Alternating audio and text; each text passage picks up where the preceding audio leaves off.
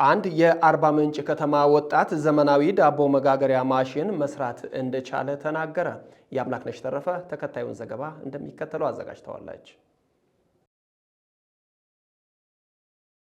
ችግር የፈጠራ እናት ነች እየተባለ ይነገራል። በእርግጥም ዓለማችን አባባሉን ከመላምት ባለፈ እውነት መሆኑን ያሳዩና ፈታኝ ሁኔታዎችን ወደ መልካም አጋጣሚ እየተቀየሩባቸው ፈጠራዎች ታይተውባታል። ለአብነት ዛሬ የምንጠቀመው ከክፍለ ዘመናት በፊት የተፈበረከው መኪና የተገኘው ምድጃ ላይ የተጣደች አንዲት ማንቆርቆሪያን ያስታውሰናል። ያቺ አይረሴ ማንቆርቆሪያ በውስጧ ያለው ውሃ እየተፍለቀለቀ የማንቆርቆሪያውን ክዳን እየደጋገመ ወደ ላይ መወርወሩ የፈጠራ ሐሳብ መነሻ ሆኗል። በአርባ ምንጭ ከተማም ችግር የወለደው አንድ መሳሪያ እንደተፈጠረ ነው የተገለጸው። በከተማው ከ11 ዓመታት በፊት በማህበር ተደራጅተው አብሮ አደግ የዳቦ መጋገሪያ ማህበርን እንደመሰረቱ የማህበሩ ሰብሳቢ ወጣት አክሊሉ ያስታውሳል።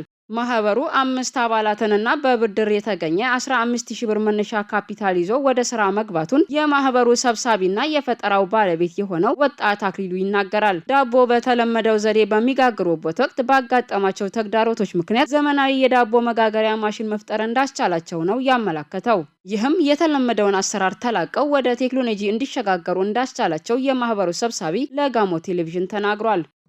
ዳቦ ጋገራ ላይ እኛ የተደራጀ ነው 2006 ነው። በ2006 ላይ ስንደራጅ 15000 ብር ነበረ። 15000 ብሩንም ከማይክሮ ፋይናንስ ብድር ነው ያገኘው ነው። ከዛም በኋላ ይሄን አግኝተን መንግስት አደረጃጀት ጠይቀን በቃ ቦታ ይሄን 200 ካሬ ጠይቀን 200 ካሬ ለኛ ቦታውን ሰጡ። እሳት ከታች ከላይ ዳቦ በጭሱ ፋታ አይሰጥም። ስቃይ ነው በቃ መስራት።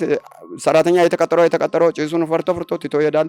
እንደገና ደግሞ ማጋዶ አንድ መኪና ሙሉ ማጋዶ 4000 ብር ነው 40000 ብር ነው የምንገዛው። 40000 ብር ገዝተን ያን ስለት ስናደርግ በወር ላይ ምንም ውጤት የምናገኘው ነገር የለም። ተቸገርን።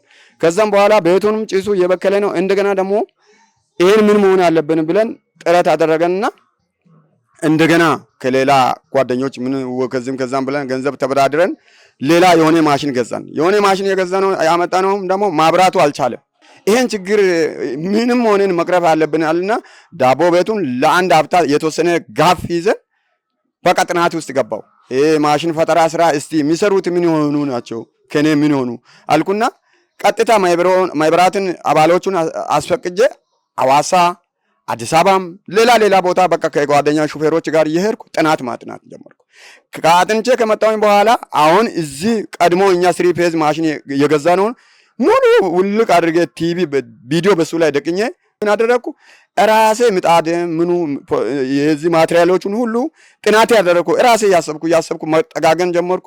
አንዴ የጋገርኩ ያቃጥላል። ሁለተኛው ደግሞ አፍርሼ እየጠገንኩ እያፈረስኩ በ6ኛ ዙር ላይ ይሄን ማሽን ያገኘው።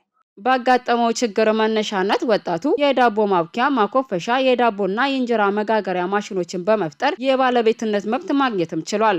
ማህበሩ በአሁን ወቅት በአርባ ምንጭ ከተማ ከ30 በላይ ለሚሆኑ ሰዎች ቋሚና ጊዜያዊ የሥራ ዕድል ፈጥሯል። አሁን መጀመሪያ ስንነሳ 15000 ብር ነበር። ከ15000 ብር ተነስተን አሁን 1,500,000 ብር ይዘናል አለን። እንደገና ደግሞ ወደፊት ያለውን ራዕይም ከዚህ ለማስፋት ነው ፍላጎታችን።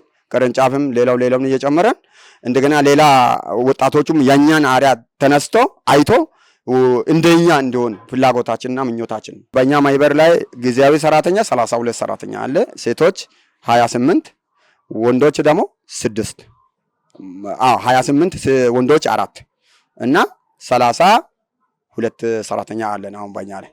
በማህበሩ ዳቦ ጋጋሪ የሆነው ባለሙያ ከዚህ ቀደም በማገዶ ይጋገር እንደነበር በማስታወስ ዘመናዊው የዳቦ መጋገሪያ ማሽን ጤናን ማስጠበቅ ከመቻሉ በተጨማሪ ጉልበትና ጊዜን እንደሚቆጥብም ተናግሯል። ዳቦ ጋጋርነት ጀምረ 1 ዓመት ሆኖኛል እና ከበፊቱ አሁን በኤሌክትሪክ ስለምንሰራ ያው አቅማችንም ቀለል ብሏል። ስራውም በጣም ነው ቀለለልን። በአርባ ምንጭ ከተማ የሥራ ዕድል ፈጠራና ኢንተርፕራይዞችን ልማት ጽሕፈት ቤት የኢንተርፕራይዝ ዘርፍ ኃላፊ አቶ ሳልፋ ቆቢሻ በበኩላቸው ማህበሩን ከማደራጀት ጀምሮ ሲደገፍ መቆየቱን አስታውሰዋል። ባህላዊ አሰራርን በዘመናዊ ለመተካት በተደረገው ጥረት ከባለድርሻ አካላት ጋር ድጋፍ ሲደረግ እንደቆየም ተናግረዋል። የተገኘው ፈጠራ የውጭ ምንዛሪን የሚያስቀርና የኃይል ፍጆታን የሚቀንስ እንደሆነና ለማህበረሰቡ በተመጣጣኝ ዋጋ ሊደርስ የሚችል መሆኑንም ኃላፊው ጠቁመዋል። እንጨት ችግር የመብራት ብዙውን ጊዜ መብራት ስለሚቆጥር ከዛ የተነሳ አዲስ ነገር ፈጠራ ጀምሯል። አዲስ ነገር የፈጠረው ምንድነው? በስሙም የባለቤትነት መብት ያገኘበት ምንድነው? ዳቦ ጋጋሪ ማሽን በግሉ መስራት ጀምሯል። ይህ ዳቦ ጋጋሪ ማሽን የተሰራው በማህበሩ ስራ አስኪያጅ አቶ አክሊሉ ሲሆን ይህን ማህበር እየደገፈን ቀጣይ ወደ ከፍተኛ ደረጃ ደርሶ ከ30 ብቻ ሳይሆን 300 ከስሩ እንዲያስተዳድር እስከዛ ድረስ እንደግፋለን። ማህበሩ የገበያና የብድር አማራጮችን ተጠቃሚ እንዲሆንም እየተሰራ ይገኛል ብለዋል።